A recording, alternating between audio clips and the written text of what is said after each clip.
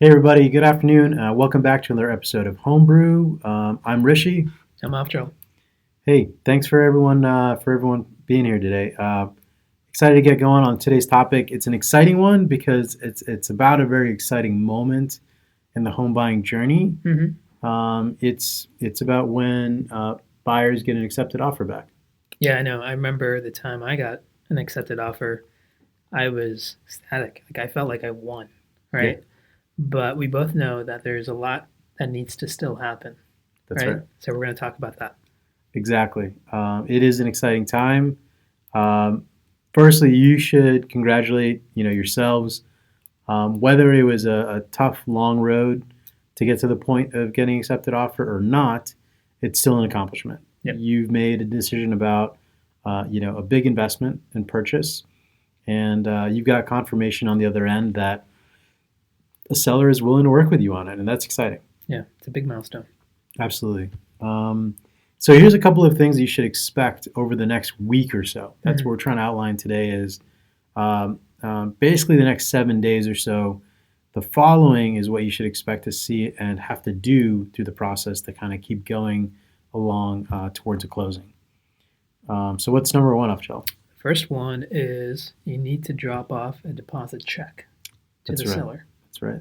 So within your offer contract, you would have committed to putting down a good faith deposit of some sort. This is usually one, five, $10,000, depending on like hmm how big of a purchase you're making and how aggressive you were at your contract. And usually you deliver this as a check, which is like super archaic, and I don't hmm even know if I have a checkbook. Um, but some seller agents, their escrow companies allow the use of something called deposit link, which hmm is simply hook it up, you type in your bank account, and it sends, and it's like easy peasy. It's like $5. Right. Um, so it's likely going to be one of those two types of approaches. hmm And if you're going to drop off a check, it'll either be to the seller agent's office or to the seller's attorney. And your agent's going to coordinate and let you know which method works. Correct. All of this is going to be outlined right after you get an offer accepted from your hmm agent. And we're just trying to give you a good heads up about what to expect. Right. Right. So the next thing is setting up an inspection, if you have one, Right. with your home inspector. Yeah. So this won't always be the case, right? Yep. Because if you didn't put a home inspection in your contract to purchase, in order to win, for example, or you felt you didn't need one because you felt like the home was new enough, it was in good enough shape from what you could see, or maybe you had, a contractor friend walk through it with you. hmm Maybe you didn't include a home inspection, but if you did, we would be setting up a home inspection with you for the following days.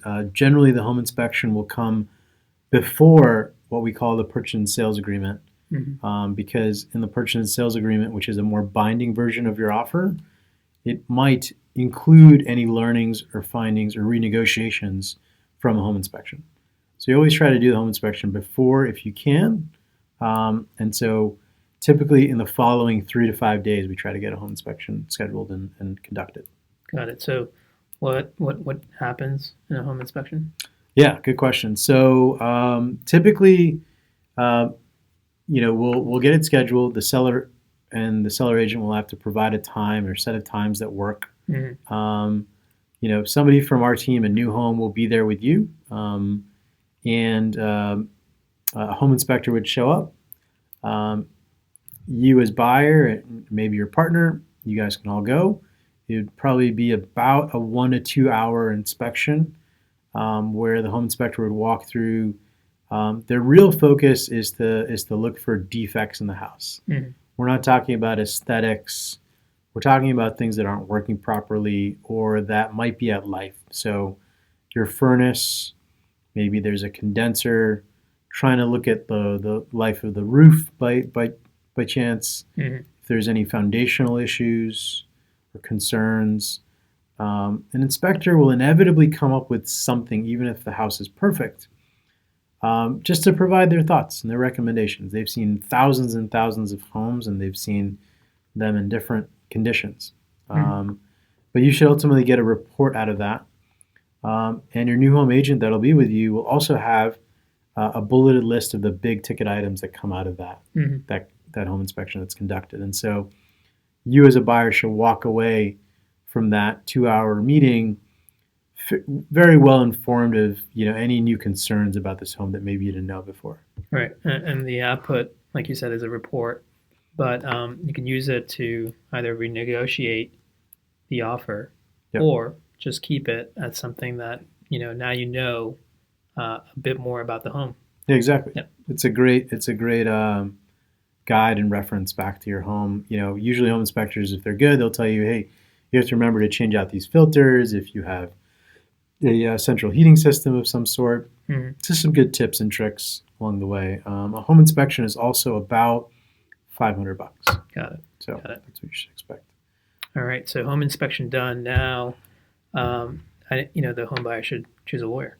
That's right. Yeah, in the state of Massachusetts, an attorney is needed to close on your home, and so getting a real estate attorney is important. Not any attorney, but a real estate attorney. Got it. Somebody that's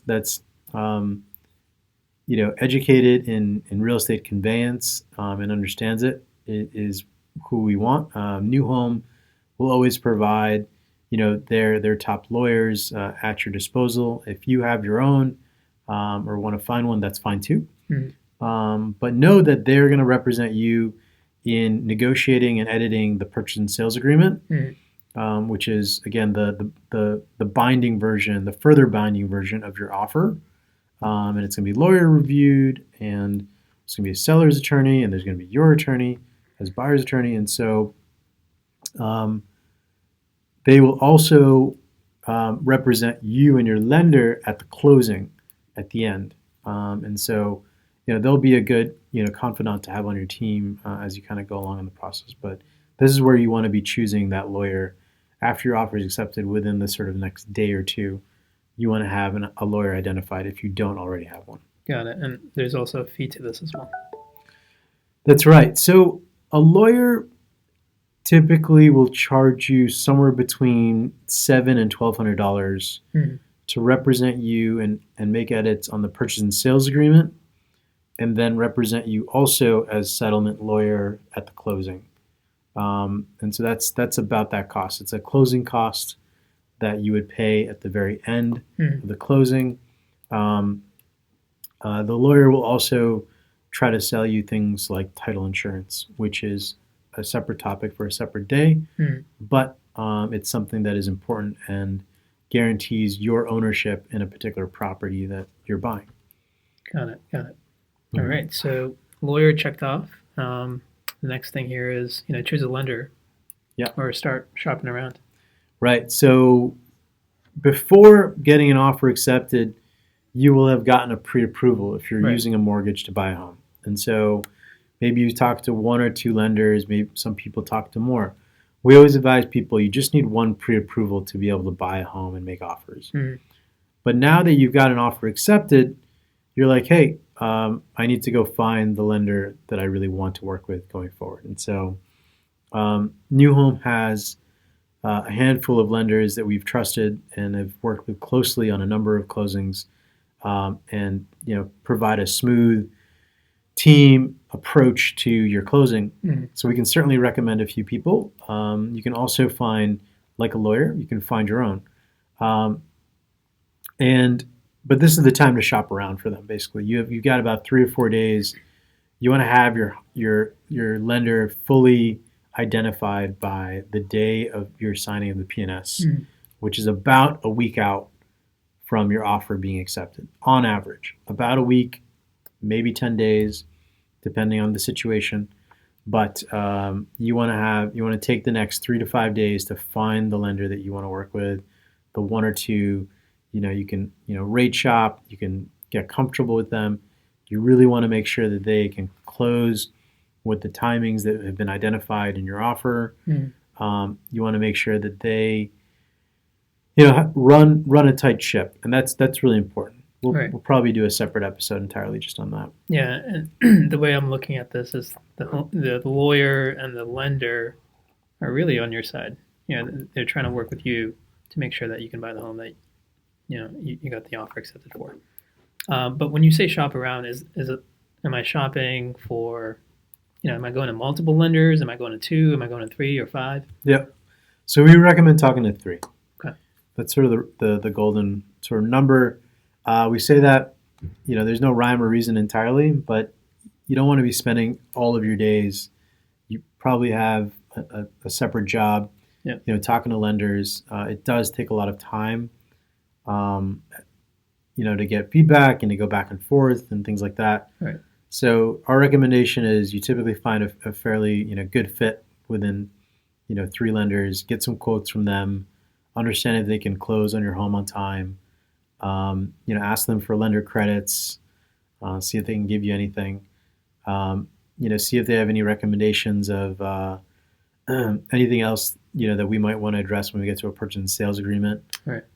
Ask about all their mortgage products, their Yep. 30-year, their 7 and 10-year ARMs. You can even ask about their 20-year if you want, if they have one. Mm-hmm. Yep. Got it. All right. So all this leads up to what we're calling PNS, Yes, a PNS. which is a purchase and sales agreement. That's right. That is the big kahuna. So once you've got a purchase and sales agreement, like your deal is set. You will go on to buy a home eventually. Mm-hmm. The contingencies for like a mortgage and such would still be built into the purchase and sales agreement. But that is the next big milestone for you, and also another time to celebrate along the home buying journey.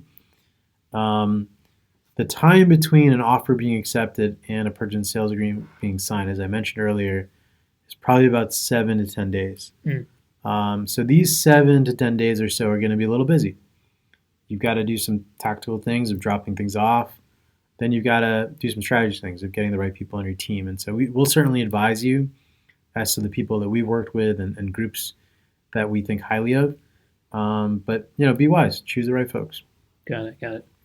And obviously there's certain other things that will happen after the PNS is signed. But just to keep in mind these 7 days, you're busy kind of going through these, checklist of things. Drop off the check, do your home inspection, choose a lawyer, choose a lender, and sign the PNS. Yeah, exactly. After the PNS is signed, things do calm down quite a bit, and you've probably got another 3 weeks at a minimum before you close. You're mostly working with your lender to provide any further documentation that they might need, but it does calm down, and the sale will be setting a bit. Yeah.